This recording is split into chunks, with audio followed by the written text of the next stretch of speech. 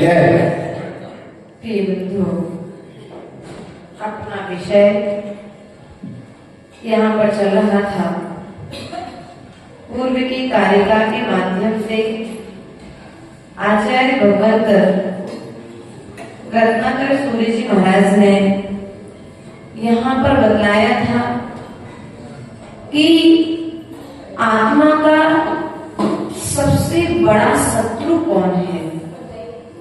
हमने पर व्यक्ति को अपना शत्रु मान करके रखा है, पर वस्तु को अपना शत्रु मान करके रखा है।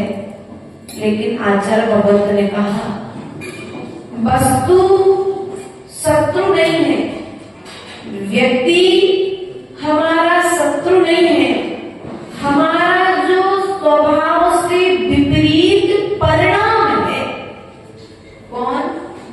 स्वभाव से विपरीत जो हमारा परिणाम है, अर्थात जो विभाव परिणाम है, विभाव परिणाम अर्थात कसायों से सहित जो परिणाम है, जो 5 पापों से सहित परिणाम है, वह परिणाम ही हमारा सबसे बड़ा शत्रु है।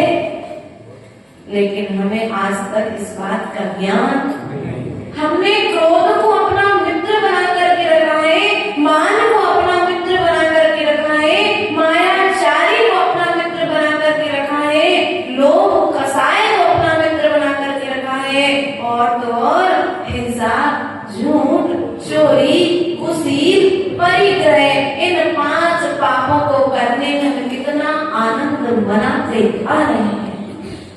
जैसे एक बालक अपने मित्रों के साथ में प्रसन्न रहता है, उसी तरह से हम इन कसायों को करते हुए प्रसन्नता मनाते हैं, खुशी मनाते हैं। झूठ बोल दिया, बड़ी खुशी हो गई।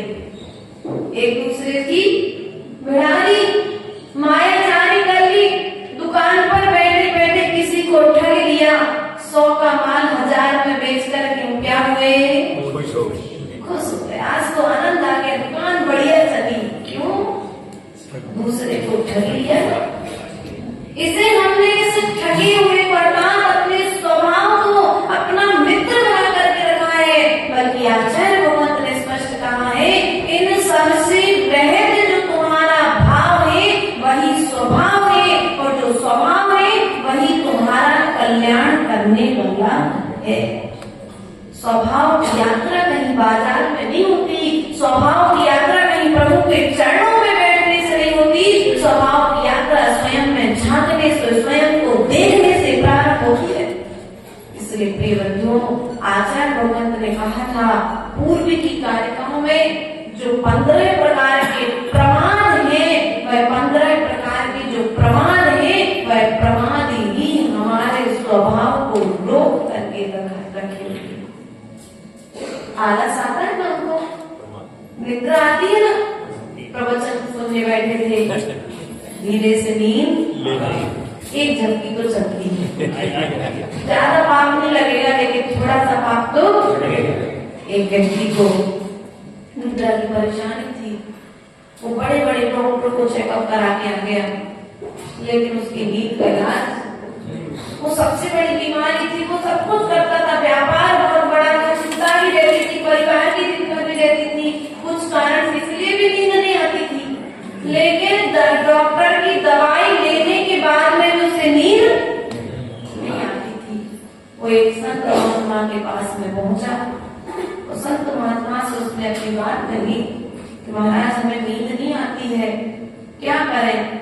महाराज ने कहा नींद नहीं आती है तो धर्म करना प्रारंभ करो, तुम धर्म करना प्रारंभ करो, अर्थात चिंता मुक्त जीवन जीना प्रारंभ करोगे तो तुम्हें नींद आने लग जाएगी। लोगों ने कहा उस व्यक्ति से, देखो आज तो महाराज जी के पास गए थे, उन्होंने बहुत अच्छी बात बताई है, अब एक काम करो, तुम्हें हेमंत के मेडिकल पर नहीं जाना पड़ेगा दवाई लेने के लिए, तो महाराज की प्रवचन सभा में जाओ, और प्रवचन सभा में जाओगे तो जो तत्व की बात तुम्हें मिलेगी, उस तत्व की बात से तुम्हारी चिंता को शांत हो जाएगी। वो रोज प्रवचन सभा में जाने लगा और प्रवचन सभा में जैसे ही जाके बैठता और जैसे ही महाराज जी ओम नमः से देखा करते उसको नींद आ जाती। अब तो उसकी दवाई का इलाज मिल गया। अब वो रोज जैसे ही महाराज के प्रवचन प्रारंभ हो वो रोज प्रवचन सभा में जाता और जैसे ही 1 घंटे प्रवचन चलते बड़े 1 घंटे आराम से वहां बैठ करके अब बच्चे परिवार सब परेशान कि जो मंदिर नहीं जाता था, प्रवचन सुनने नहीं जाता था, साधुओं की दर्शन करने नहीं जाता था, वो रोज प्रवचन सभा में जा रहे, इसका कारण क्या है? तो सब मित्रों ने मिलकर के परिवार से मिलकर उससे पूछा भाई बात क्या है? बोले भैया जिस बीमारी के लिए हम बड़े बड़े डॉक्टरों के पास गए, विदेश तक घूम आ गए, उसका समाधान नहीं मिला, लेकिन वास्तविकता में गुरु के चरणों में पहुंचे तो हमारा समाधान। बोले समाधान क्या मिला? बोले जैसे ही महाराज प्रवचन चालू करते हैं और हमें आराम से नींद, तो 1 घंटे आराम से वहां पर अपनी नींद पूरी करके। प्रिय बंधु ध्यान रखना, यदि प्रवचन सभा में तुम्हारे लिए नींद आ रही है मतलब तुम्हारा कोई तीव्र पाप कर्म का उदय आ रहा है। तुमने किसी दूसरे के लिए ज्ञानावर्णी कर्म बांधा है, इसलिए आज ज्ञान ग्रहण के समय तुम्हें नींद, इसलिए नींद आना अच्छी बात, जबकि आना अच्छी बात। यदि मान के चलो जैसे अर्जुन जब जो पांडव के पुराण में आता है कि जब चक्रव्यूह की रचना हो रही थी, उस बालक को चक्रव्यूह की रचना करते समय घुसने की कला तो उसने गर्भ में सीख ली थी, लेकिन निकलने की कला। और वैसे ही प्रवचन सभा में आप लोग आए और आधा प्रवचन सुना, बीच में थोड़ी सी एक झपकी ले ली, फिर थोड़ा सा प्रवचन सुना और दूसरे में धोखे से कहती भाई सो रहे, देखिए तो अच्छे से सुनते, हम सो कहाँ रहे थे? कहते ही नहीं कहते आप लोग। एक तो पहले तो चोरी और ऊपर से फिर सीना चोरी। ऐसा काम यदि कभी गलती हो जाए तो देवों की नाथ के सामने बैठे हो, हाँ भैया प्रमाद के कारण, थकान के कारण नींद आ गई, या ऐसे कहो कि हमारा पाप कर्म हो गया था, इसमें प्रवचन सभा में जबकि। लेकिन एक तो हमने पाप किया, वो पाप करने के पश्चात पाप को स्वीकार नहीं किया, ये भी पाप को बांधने वाला है। इसलिए प्रिय बंधुओं जो अनादिकाल से हम पाप करते आ रहे हैं, आचार्य परमेश्वर ने कहा था आर्य कारीगर के माध्यम से, रत्नात्रयी तुझसे प्राप्त है प्रभु से उसे मैंने लिया, बहुकाल तक बहुबार जब जग का भ्रमण मैंने किया, हाँ हो गया वह भी दिवस में नींद आलस के रहा, बतलाइए उसके लिए रोको प्रभु किसके यहाँ। अर्थात मैं स्वीकार करता हूँ, अब भगवान के चरणों में भक्त पहुंच करके क्या कह रहा है, मैंने आज तक तो जिनालय में आकर के प्रभु के चरणों में आकर के प्रभु की क्रियाओं में, प्रभु के बताए हुए मार्ग में जो आज तक मैंने प्रमाद किया है, निद्रा के वशीभूत होकर के मैंने जो पाप किया है, उस पाप का मैं क्या करता हूँ भगवान, पश्चाताप करता हूँ, अपने किए हुए दोषों की आलोचना करता हूँ, निंदा करता हूँ, गर्व करता हूँ और क्या करता हूँ, प्रतिक्रमण करके प्रत्याख्यान। ऐसा करते आप लोग पाप तो करते हो लेकिन प्रत्याख्यान, प्रत्याख्यान अर्थात जो पाप कर दिया है उस पाप का त्याग करते हो आप लोग? नहीं, कल फिर करना पड़ेगा, दुकान पे जाओगे फिर से झूठ बोलना पड़ेगा, फिर से मायाचारी करनी पड़ेगी। लेकिन आचार्य बुद्धदेव कहते हैं कि भले ही तुम्हें कल्पना वही कार्य करना है, लेकिन सुबह शाम जब प्रभु के चरणों में आते हो तो एक बार अपने दोषों की आलोचना जरूर कर लेना चाहिए प्रतिक्रमण के रूप। और हम तो कहते हैं जिनवाणी का प्रतिक्रमण आपको करने का टाइम नहीं है, तो भगवान से इतना तो कह ही सकते हो कि भगवान हिंसा, झूठ, चोरी, कुशील, परिग्रह, क्रोध, मान, माया, लोभ के वशीभूत होकर के मैंने आज दिन भर में जो भी पाप की हूँ वे सब पाप मिथ्या होवे। 2 लाइन में तो प्रतिष्मण कर सकते कि नहीं कर सकते? इतना टाइम तो निकाल लेंगे माता जी, इतना टाइम तो निकाल लोगे ना। भगवान के चरणों में आकर के अपने दोषों की आलोचना जब करेगा शिष्य, तो वह एक दिन गुरुता को प्राप्त हो जाएगा। ऐसा आचार्य परमेश्वर ने पूर्व की कारिका में कहा था। आज पुनः वह अपने पापों की आलोचना यहाँ पर कर रहा है और वह कह रहा है कि मैंने आज तक क्या किया, हास्य आदि जो कसाय है उन कसायों के वशीभूत होकर के हंस करके दूसरे की हंसी उड़ाई, राग रति अर्थात राग के वशीभूत होकर के, अरति अर्थात द्वेष के वशीभूत होकर के मैंने क्या किया, आज तक पाप किया है। तो भगवान में उस पाप की आलोचना करता हूँ। यहाँ पर क्या कहते हैं आचार्य परमेश्वर, वैरागी रंगा परवंचनाय धर्मोपदेशो जनरंजनाय वदाय विद्या धनं च मे भो कियत् ब्रूते हास्य करं स्वमीसा।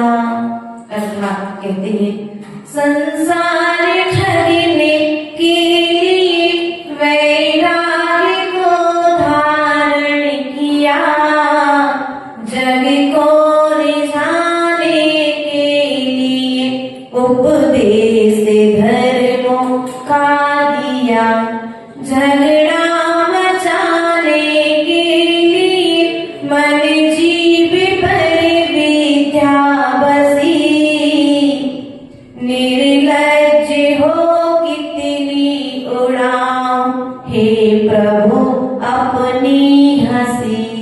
क्या करे कि आज तक भगवान मैंने क्या किया, संसार को ठगने के लिए, किसको ठगने के लिए, संसार को ठगने के लिए मैं निर्लज्ज होकर के दूसरे को ठगता रहा। मोक्ष मार्ग पर भी बड़ा तो कैसा काम किया, सीता के लिए रावण ने ठगा था। रावण बनकर के ठगा था क्या, साधु का भेष बनाया था। और साधु का भेष यदि रावण ने बनाया नहीं होता तो शायद सीता ठगी। उसने तो अपने निर्दोष भावों से साधु को अपने पास में आया देख कर के दान देने की भावना रखी थी, लेकिन उसने साधु के वेश में ठगी किया। इसलिए कहा कि वैराग्य को धारण तो करना, लेकिन वैराग्य को धारण करके कभी किसी को ठगना मत। अर्थात आचार्य गुरुदेव सदा हम लोगों से कहा करते थे कि जब भी दीक्षा ले लो, साधु बनो, अर्थात ये सफेद वस्त्र जिस दिन से तुम्हारे तन पर आ जाए, इन सफेद वस्त्रों की सफेदी तुम्हारे हृदय तक पहुंचना चाहिए। ऐसा ना हो कि बाहर से सफेद वस्त्र तो भीतर से काला हृदय, ऐसा नहीं होना चाहिए। प्रिय बंधुओं, तभी यह वैराग्य धारण करना सार्थक है, वरना मुनि बनकर के मुनिमी के काम, पैसा इकट्ठा, अरे मकान बनाना है, मंदिर बनाना है, आदि आदि धर्मशाला बनानी है, भगवान जी विराजमान कराना। भैया मुनि बनने की पहले तुम्हें जितने पंच कल्याण कराना सुख करा लो, जितना पैसा इकट्ठा कराना सुख करा लो, लेकिन मुनि बनने के बाद में समाज के बीच में पैसे मांगने के लिए आचार्य गुरुदेव सदा एक ही बात हम लोगों से कहते थे, क्योंकि ये मोक्ष मार्ग पैसा कमाने के लिए नहीं मिला है, ये मोक्ष मार्ग तुम्हें पुण्य कमाने के लिए मिला है, पाप को गंवाने के लिए मिला है। लेकिन हम करते क्या है, कई बार वैराग्य पथ पर आने के पश्चात में पाप कर्म के वशीभूत होकर के समाज के राग में आकर के, किसके राग में, समाज के है तो संसारी हम लोग भी, तो समाज का राग हो जाता है, इनका भला हो जाए तो बढ़िया, जो भी आया तो भैया कितने लाख नहीं भैया, ऐसा नहीं करना। तुम्हारा पुण्य होगा, समाज के श्रावक के काम है आशीष भैया, तो समाज का श्रावक करे तो शोभा देता है, और पिछी कमंडल धारी यदि साधु करता है तो वो शोभा को प्राप्त नहीं होता है। जिस प्रकार से आचार्य गुरुदेव कहते थे, यदि कोई सुहागन स्त्री श्रृंगार करके निकले तो सौभाग्य प्राप्त होती है, और एक विधवा स्त्री यदि श्रृंगार करके निकले तो लोग उसे उंगली दिखाते हैं, उसकी चर्चा करते हैं। उसी प्रकार से साधन है कि वह यदि अपने इस मोक्ष पद पर, इस मुनि मुद्रा में आने के पश्चात में, इस वैराग मुद्रा को प्राप्त करने के पश्चात में यदि पैसा कमाता है, और कमाने के पश्चात में फिर बुरा तो नहीं लग रहा, क्योंकि आप भी श्रावक हो और हम भी साधु हैं, और धर्म के दो ही पहिए हैं, श्रावक और साधु। दोनों से ही धर्म का निर्वहन होना है। इसलिए जब दोनों पहिए विश्वस्त होंगे, श्रावक अपने कर्तव्य स्वयं करेगा, तो साधु को इस तरह की वार्तालाप दूसरे से करनी। लेकिन श्रावक भी कई ऐसे होते, महाराज आप आए हो, बढ़िया पैसा इकट्ठा हो जाए तो बड़ा अच्छा होगा, हम लोग बहुत परेशान हैं, अब तुमने अपनी स्कीम लाकर के साधु के पास में करते ना। हम लोग ऐसा कई बार जिनको जरूरत होती है, इसलिए प्रिय बंधुओं हम तो ऐसा कहते हैं आचार्य गुरुदेव, साधु कोई ATM मशीन नहीं है कि तुम लोग गए, तुमने अपनी बात रखी, वो निकाल करके। अब वो सामने वाला श्रावक जो साधु की साधुता के दर्शन करने के लिए आया था, उस वैराग्य की मुद्रा के दर्शन करने के लिए आया था, अरहंत की मुद्रा के दर्शन करने के लिए आया था, वह क्या होगा, अब धर्म से अप्रभावित होकर के वापस, क्योंकि उसे ज्ञान तो नहीं है। इसलिए आचार्य गुरुदेव ने एक बात कही है कि जो वैरागी जीव है, सम्यक दृष्टि जीव है, वह वैराग्य के मार्ग पर वैराग्य के साथ बढ़ेगा, वह वीतराग के मार्ग पर बढ़ेगा। लेकिन कब बढ़ेगा, जब उसका राग बीत जाएगा। यदि राग बीता नहीं है तो वीतरागता के मार्ग पर आना भी सार्थक है क्या। इसलिए प्रिय बंधुओं, यहाँ पर कहा है, संसार ठगने के लिए वैराग को धारण किया। मैंने इस मोक्ष मार्ग पर आने के पश्चात में अच्छे भले भोले वाले प्राणियों को ठगा है।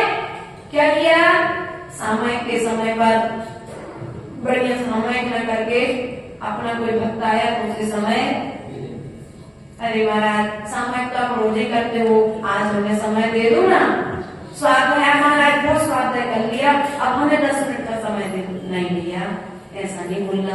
यदि तुम भक्त हो और अपने भगवान को भगवान बनाए रखना चाहते हो, तुमसे ये कहो, महाराज आप कौन सा स्वाध्याय कर रहे थे, इधर उधर की बात न करके हमें 2 पेज जिनवाणी के सुना दो, तो आपका साधु के पास जाना सार्थक हो जाएगा। और तुम साधु के पास गए और गांव में क्या चल रहा है, किसके घर में क्या हुआ, साल भर में चतुर्मास हुआ था, तो साल भर में महाराज सबको 4 महीने में सबको पहचान गए थे।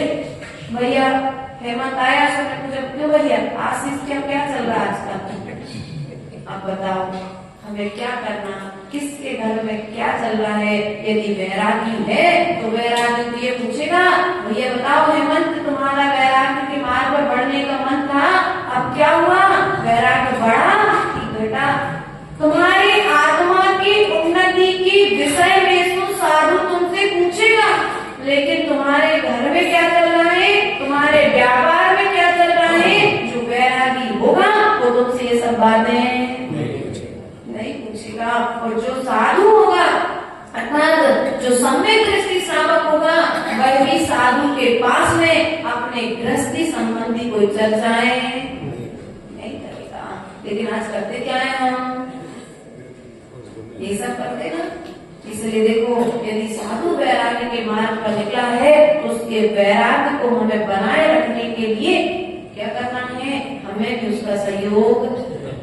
साधु के पास में जाकर के तुम लोगों ने क्या किया, अभी बहुत सारी घटनाएं इधर की चलती रहती हैं, तो आपने जाकर के मोबाइल, महाराज ऐसी चीज चल रही मोबाइल पर, महाराज ने सालों से मोबाइल नहीं देखा था कभी, लेकिन तुमने क्या किया, इतने भी भक्त नहीं बनना साधु के, कि साधु को उसके गुणों से विमुख कर देगा।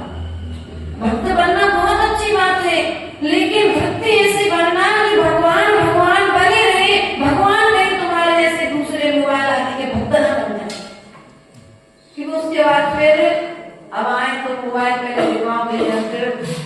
सारी चर्चाएं, बहुत सारी चीजें ऐसी होती हैं, अवस्थाएं ऐसी होती हैं, कहीं समाज के कारण से, कहीं साधु की शिष्टता के कारण से। तो हम तो ऐसा कहेंगे, यदि श्रावक सम्यक दृष्टि श्रावक है तो साधु यदि वैराग्य के साथ में है तो श्रावक कैसा भी श्रावक आ जाए, साधु अपने पद से विचलित नहीं होगा। और यदि साधु शिथिल है और समाज यदि दृढ़ है तो कैसा भी साधु आ जाए तो समाज उसे दृढ़ता प्रदान करेगी। इसलिए आचार्य गुरुदेव कहते हैं कि बुंदेलखंड की जो समाज है वो साधु बनाती है। क्या करती है? साधु बनाती है। कैसा भी साधु पहुंच जाए वो साधु से जाकर के निवेदन कर लेगी, महाराज ये आपके योग्य कार्य नहीं है। इसलिए बुंदेलखंड में जाने से बहुत साधु डरते हैं। हमारा जो पहला चातुर्मास था 2017 का, उनको कुछ आता जाता तो था नहीं, लेकिन आचार्य गुरुदेव ने आज्ञा की कि आपको साहेबगढ़ में चातुर्मास करना है। हमारा कहाँ लखनऊ, कानपुर के वहाँ चातुर्मास, इलाहाबाद चातुर्मास होना था, 4-5 जगह के वहाँ पर निवेदन थे। तो आचार्य गुरुदेव बोले नहीं, आपको बुंदेलखंड में रहना है।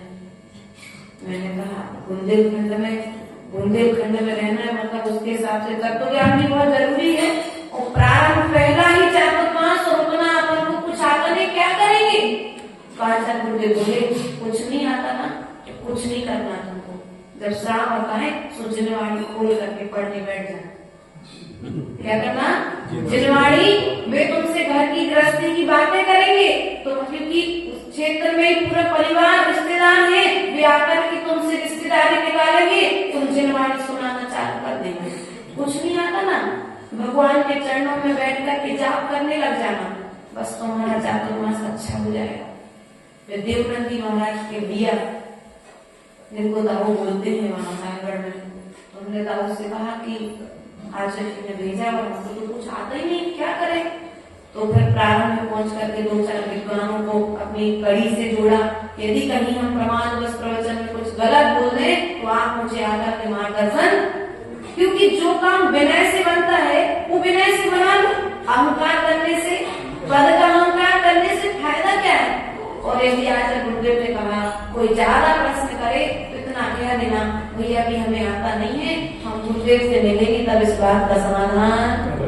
कभी जिनवाणी का गलत उत्तर नहीं देना। दाऊ ने उस समय कहा था, हमने कहा दाऊ मन तो नहीं है लेकिन क्या करें? तो दाऊ बोले माता जी यदि आपने पहला चातुर्मास बुंदेलखंड में कर लिया तो फिर आपको कहीं दूसरी जगह पर जाने में कोई तकलीफ, क्योंकि बुंदेलखंड में साधक अपने आप को कदम रखते ही वो सोचता है मैं कौन से खंड में आ गया हूँ। अब वहां पर रहना है मतलब हमें अपनी क्रियाचर्या से भ्रष्ट, प्रमाद, वहां पर आकर के प्राप्त करेंगे माता जी सामायिक का समय हो गया, सामायिक कर ले हम आपके साथ, क्या वो ये नहीं कहेंगे हम आपके साथ सामायिक कर ले क्या? अब हेमंत भैया बैठ भी होंगे ना तो मैं कह रहा हेमंत भैया जाओ सामायिक करना है। और यदि हम 2-5 मिनट लेट भी हो रहे हैं ना तो वो श्रावक हमारे सामने जब सामायिक करने बैठेगा तो अपने आप में हो जाएगा भाई श्रावक बैठ कर हम बात कर रहे हैं। तो वहां पर बहुत सारी चीजें श्रावक करके सिखाता है, कह के नहीं सिखाता। वहां पर साधु से नहीं कहेगा कि तुम मोबाइल का त्याग करो, वहां पर साधु से नहीं कहेगा कि तुम पैसा मत मांगो। श्रावक अपने उदाहरण देगा कि हमने तो जीवन काल में कभी किसी से पैसा, अब श्रावक ने जब किसी से पैसा नहीं मांगा है किसी कार्य के लिए तो हमें साधु बन करके किसी से पैसा मांगना चाहिए क्या?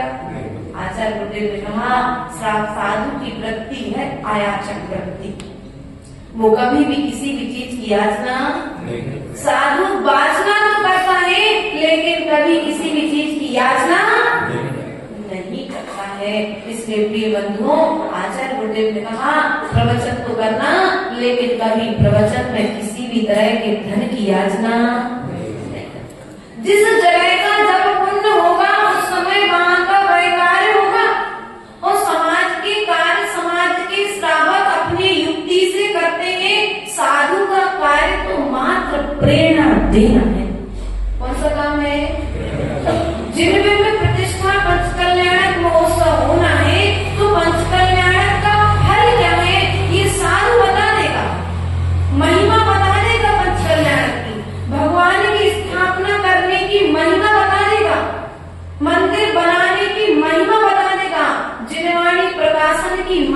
बताना साधु का कर्तव्य है।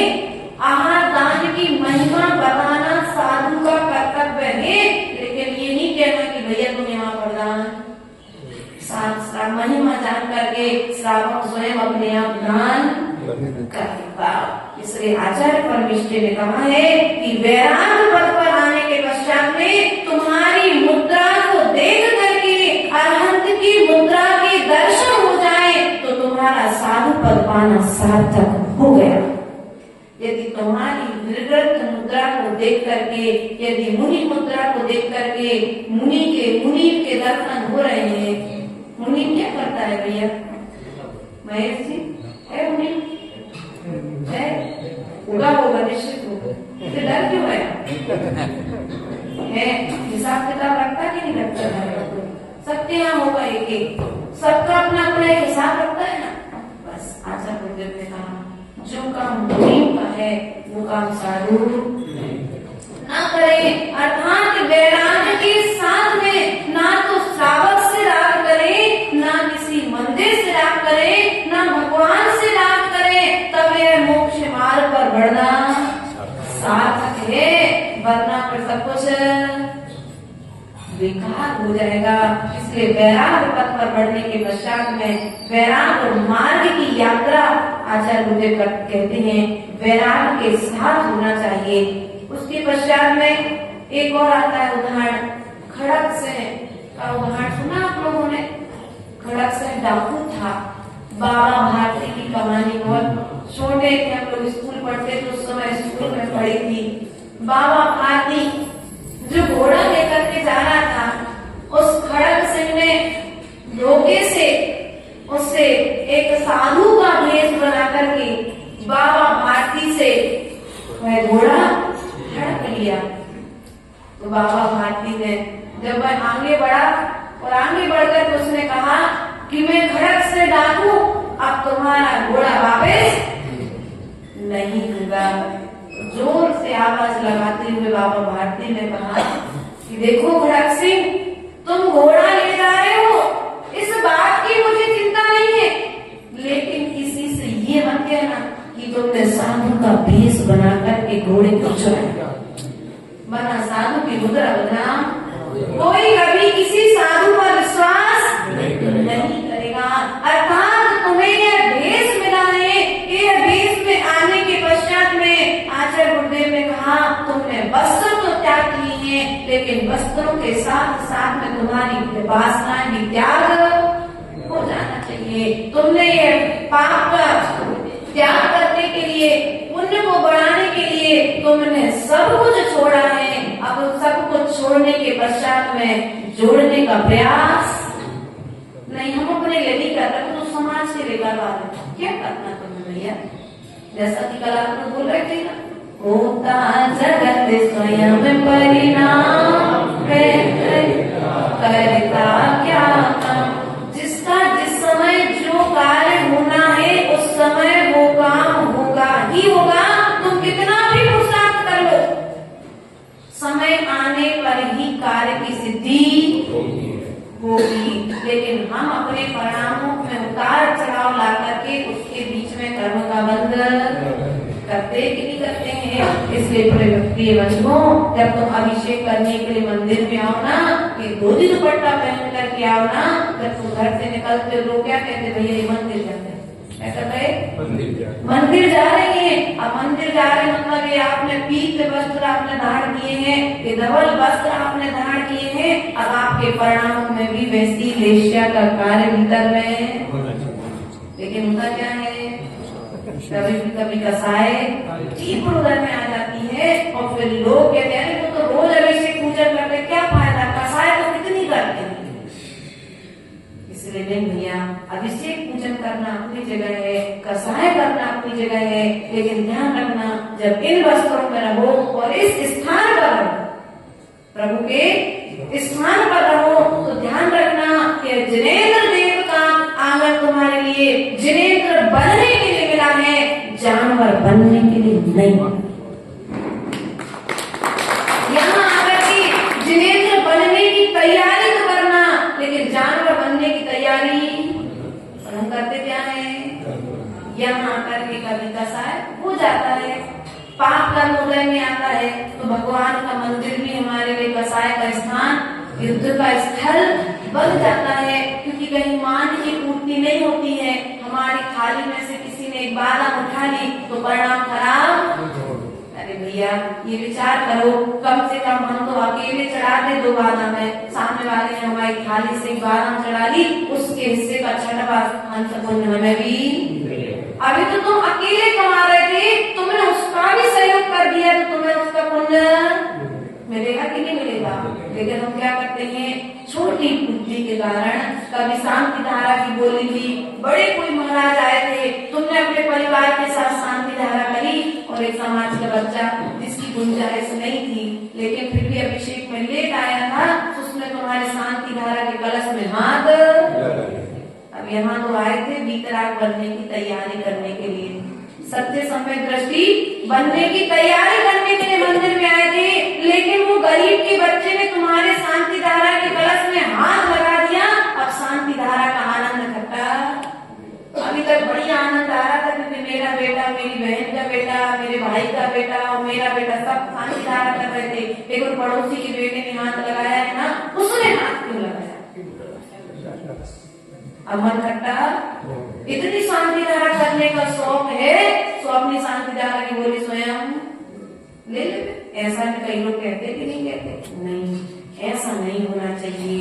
पर्यूषण पर्व में व्यवस्थाएं देखने में मिलती हैं, क्योंकि जब दान करता है व्यक्ति वो दान के साथ में मान भी कर लेता है।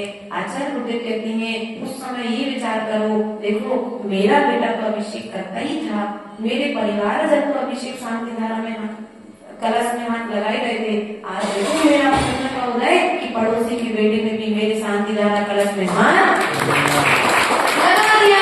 यदि इतना धैर्य तुम्हारे भीतर में आ जाएगा, इतनी हृदय में विशालता आ जाएगी तो क्या होगा। इस वीतराग के मार्ग पर, इस स्थान पर आने के पश्चात में कर्म का बंध नहीं होगा, कर्म की निर्जरा होगी।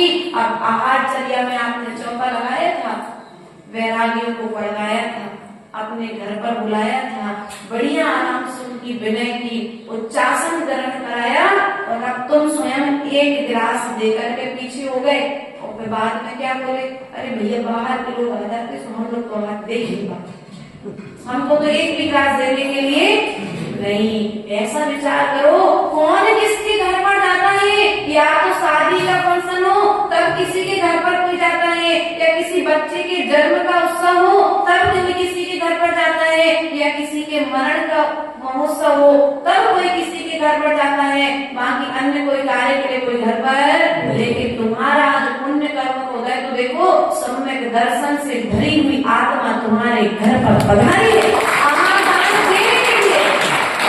आप लोग क्या करते हो उसमें भी अपना हृदय थोड़ा सा नहीं, छोटा नहीं करना, हृदय विशाल रखो। यदि तुम हृदय विशाल रखोगे तो फिर तुम्हारे गुणों में निरंतर वृद्धि होती जाएगी और पुण्य करते हुए भी तुम्हें पुण्य का बंध होगा, पुण्य करते हुए पाप का बंध। हम करते क्या है, सब काम पुण्य के करते हैं, रोज मंदिर आते हैं, रोज चौका लगाते हैं और पूजन भी करते हैं, सब कार्य धर्म के जितने बताए हैं, स्वाध्याय करना, सामायिक करना, प्रतिक्रमण करना, सब कुछ करते हैं। लेकिन फिर भी मंदिर में आए, भैया का स्थान फिक्स था, क्या नाम भैया का, संतोष नाम है भैया का, इसका नाम फिक्स था संतोष भैया का। देखो आप नाम तो इसलिए लिया कि किसी एक का उदाहरण देना पड़ेगा, है ना, बुरा तो नहीं लग रहा। अब इनका स्थान फिक्स था, ये थोड़े से लेट हो गए 5 मिनट। इनने ये तो स्वीकार नहीं किया कि मैं लेट हो गया, लेकिन तुम मेरे स्थान पर कैसे। हमें सोचना चाहिए कि ये जो स्थान है, ये स्थान सबके बैठने के लिए, सभी यहाँ पर बैठ सकते हैं। हमारा कोई नंबर, हमारा कोई नाम, रजिस्ट्रेशन की जगह की रजिस्ट्री फिर विकल्प क्यों करते हो? ये सोचो कि मैं तो रोज उस स्थान पर बैठ कर के भगवान को देखता था, आज मेरा साधर्मी मेरी जगह पर बैठ कर के धर्म ध्यान करता है, उसे देख करके खुशी होना चाहिए, ना कि और होता क्या है?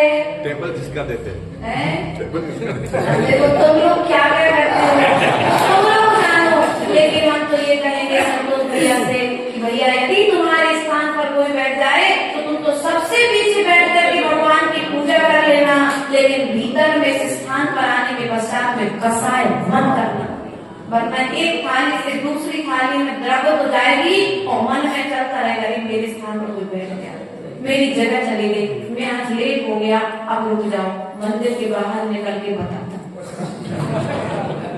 ऐसा नहीं करना, क्योंकि हमें वैराग्य रखना। ये जो मुद्रा है ये सम्यक दर्शन की मुद्रा है।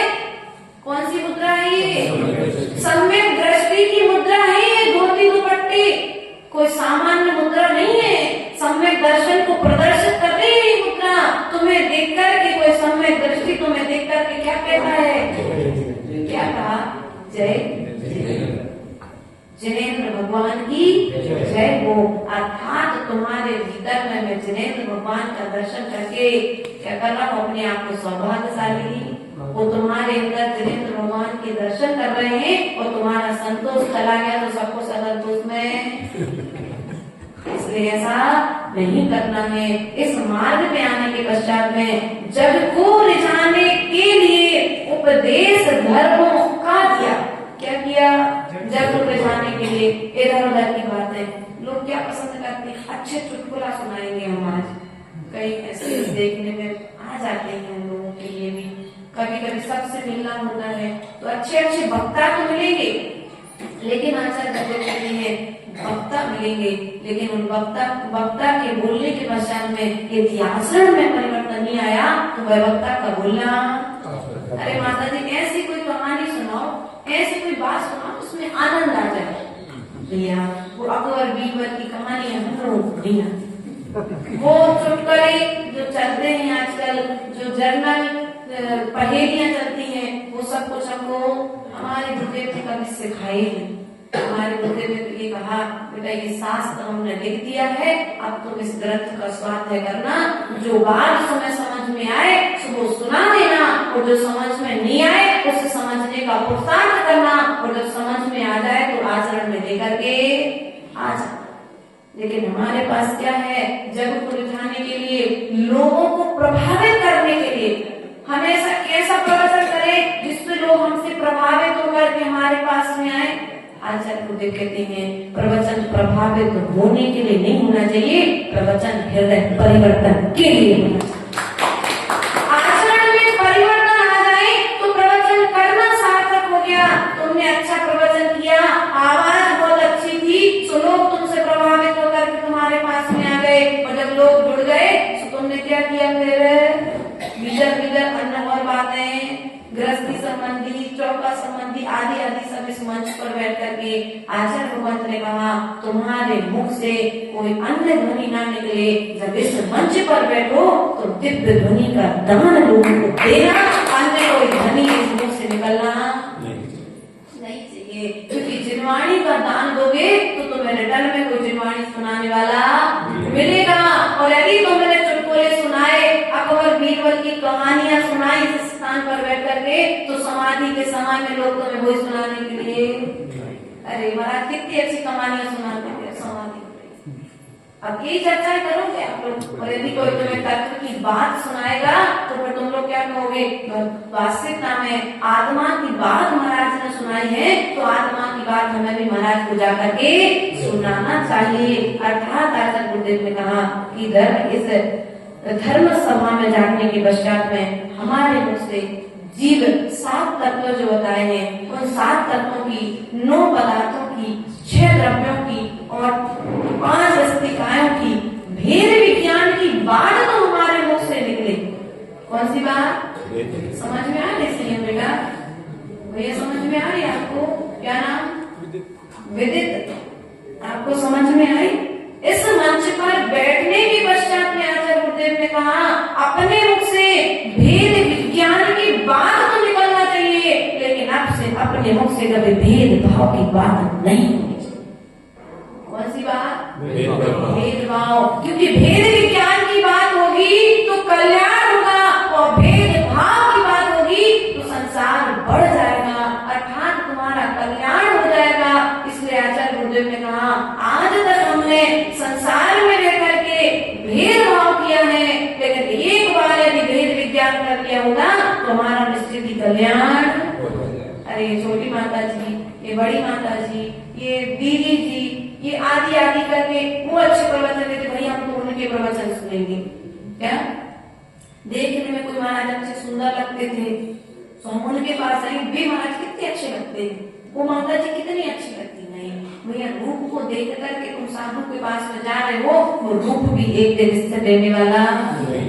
जिस वाणी को सुनकर के, स्वर को सुनकर के तुम साधु के पास में जा रहे हो, तो ध्यान रखना वो स्वर भी एक दिन स्थायी रहने वाला नहीं है। तुम उसके आचरण को देख करके यदि साधु के पास जा रहे हो तो वह आचरण एक दिन तुम्हारे जीवन में आ जाएगा, और यदि तुम रूप को और आवाज को सुनकर के साधु के पास जा रहे हो तो वो सब चीजें एक दिन क्षण भंगुर है और तुम्हारे पास उधर कभी आने वाली नहीं है। इसलिए आचार्य ने कहा है कि धर्मोपदेश देते समय वेद विज्ञान की बात तुम्हारे मुख से होना चाहिए। झगड़ा मचाने के लिए मम जीव पर क्या बसी, क्या किया मैंने आज तक इस जीव का प्रयोग झगड़ा मचाने में, दूसरे के लड़ाने में, दूसरे की भिड़ाने में, झूठ को सच और सच को झूठ करने में ही आज तक मैंने इसका प्रयोग किया है।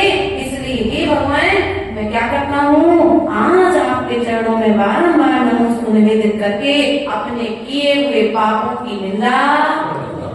अब मैं ऐसा कोई कार्य नहीं करूंगा, ये जो पांचों इंद्रियां मुझे मिली है, इन पांचों इंद्रियों का प्रयोग मैं मोक्ष की साधना के लिए करूंगा। किसके लिए करूंगा? मोक्ष की साधना। हाँ, ये पांच इंद्रियां जो मोक्ष का साधन है, प्रयोग करके तो देखो। इन हाथों से तुम दान करो, कर्म की निर्जरा होगी, कर्म का बंधन। इन हाथों से तुम किसी का गला घोट दो, अब ये हाथ है, ये हाथ तुम्हारे लिए मोक्ष का साधन है, और ये हाथ तुम्हारे लिए नरक और निगोद की यात्रा कराने वाले हैं। अब तुम्हारे हाथ में निर्णय है कि हाथों से तुम्हें करना क्या है। तुमने पैसा इकट्ठा किया सो पाप इकट्ठा किया, और उन्हीं हाथों से तुमने दान दिया सो पुण्य इकट्ठा कर लिया। ये हाथ वही थे, तुमने प्रभु की पूजा की द्रव्य चढ़ाई सो ये हाथ धन्य हो गए। तुमने भगवान के अभिषेक का कलश उठाया सो ये हाथ धन्य हो गए। तुमने भगवान की प्रतिमा का स्पर्श किया तो ये हाथ धन्य हो गए। और इनसे विपरीत यदि कोई आचरण चल रहा है तो इन हाथों की शोभा।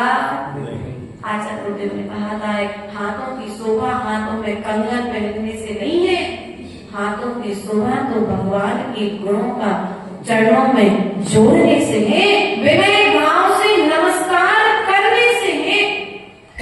प्रिय बंधुओं, आचार्य गुरुदेव ने कहा कि एक व्यक्ति भगवान गुरुदेव के चरणों में पहुंचा और गुरुदेव से बोला, महाराज मैं बहुत परेशान हूँ, आप मेरा हाथ देख दो।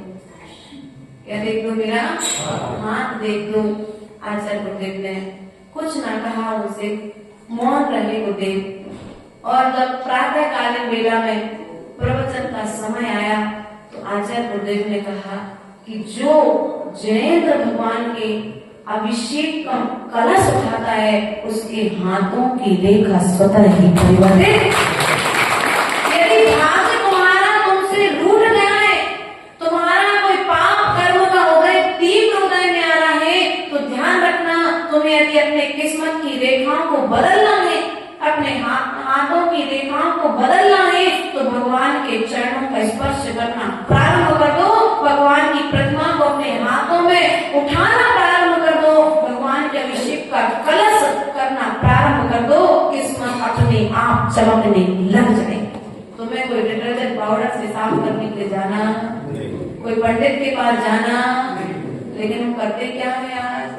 भगवान की भक्ति पर विश्वास नहीं है, हमें दुनिया की हर शक्ति पर विश्वास है कि नहीं है। इसलिए प्रिय बंधुओं, आचार्य परमेश्वर कहते हैं ये जो जीव तुम्हारे लिए मिली है, ये जीव भगवान के गुणों का गुणानुवाद करने के लिए मिली है। इन हाथों से हम धर्म भी कर सकते हैं और इन हाथों से हम अधर्म भी कर सकते हैं। इस मुख से हम पाप भी कर सकते हैं और इस मुख से हम पुण्य भी कर सकते हैं। दूसरे की बुराई करो तो मुख पाना सार्थक नहीं है, और दूसरों का गुणानुवाद करो तो मुख पाना। एक घ्राण इंद्री से हम गुणों की सुगंध ग्रहण कर रहे हैं कि दुर्गुणों की गंध फैला रहे हैं। इन आंखों से यदि हमने प्रभु को देख लिया तो ये मोक्ष का साधन हो गए, और इन आंखों से यदि हमने व्यसनों को देखा, किसी बुरी आदतों को देखा, तो आंखें पाना भी सार्थक है क्या? जब सुबह से आते हो ना तो भगवान शिव के पास कह दिया करो कि भगवान आइए मनुष्य पर्याय पाना, ये तन पाना आज मेरा सार्थक हो गया कि आज मुझे आपके दर्शन हो गए। भगवान शिव पर कह दिया करो, भगवान को कोई फर्क नहीं पड़ेगा, लेकिन फिर भी ऐसा कहने से तुम्हारे कर्मों की निश्चित ही निर्जरा हो जाएगी। कानों से तुम्हें क्या सुनना है? वो फिल्मी गाने सुनना है कि प्रभु की भक्ति सुनना है? वे घर धन्य है जिन घरों में प्रातःकालीन बेला होती ही रमोकार की ध्वनि चलती है।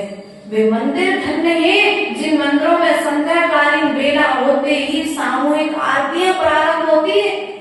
रखने परंपरा है ऐसी, अपनी अपनी अठारे आप होती थी शायद, है ना, जो भी आपकी व्यवस्था है, लेकिन ध्यान रखना जहाँ पर प्रभु की भक्ति के स्वर, आचार्य गुरुदेव कहते हैं ये जिनालय तुम्हारे लिए मिला है, जिनेंद्र भगवान के गुणगान करने के लिए मिला है। इस जिनालय के बाहर जब भी ध्वनि जाए तो गीतों की ध्वनि जाना चाहिए, गालियों की ध्वनि नहीं जाना। क्या अपने मुंह से बाहर में जब आवाज जाए तो लोग कहे देखो उनके यहाँ धर्म प्रारंभ हो गया है, धर्म की गंगा बहना प्रारंभ। कोई ये ना कहे भैया सुबह हो गई इनके यहाँ तो गाली गलौज, तुम्हें देखकर के लोग कहे मुझे भी उनके बाजू में अपना घर, लोग ये ना कहे कहाँ फंस गए भाई, ऐसा कोई कार्य नहीं करना। निर्लज्ज हो कितनी उड़ाऊं हे प्रभु अपनी हंसी, हे भगवान मैंने निर्लज्ज होकर के पता नहीं कौन कौन से ग्रहों में कौन कौन से पाप किए हैं। अब मैं क्या करता हूँ, अपने किए हुए पापों की निंदा करता हूँ। भगवान यह पाप सब मिथ्या हो गए। बोले परम पूज्य आचार्य गुरुवरिष्ठ विभव सागर जी महाराज की, द्वार सांकर जिनवाणी माता की।